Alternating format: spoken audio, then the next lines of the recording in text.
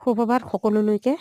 এয়া যোৱাকালি প্ৰলয়ংকাৰী মহাপ্ৰলয়ংকাৰী ভয়ংকৰ ধুমুহাৰ অৱস্থা এয়া ৰাস্তাৰ দুইটাৰ পৰা দেখাবলৈ চেষ্টা কৰিছোঁ। আৰু এয়া সূৰ্য দেৱতা ওলাই আহিছে। আৰু মই এতিয়া গৈ আছোঁ আমাৰ 50 মিটাৰ ঘৰৰ পৰা 50 মিটাৰমান দূৰত আমাৰ ফাৰ্ম আছে, য'ত হাঁহ কুকুৰা গৰু ছাগলীৰ পৰা আদি কৰি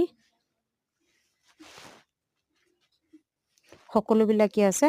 আৰু লগতে পুৱা গধূলি চাকি জ্বলোৱা গোঁসাই ঘৰ ভাগিও আছিলে। আৰু লগতে আমাৰ টয়লেট বাথৰুম একোৱে বাচি থোৱা নাই, সকলোবিলাক শেষ হৈ গৈছে।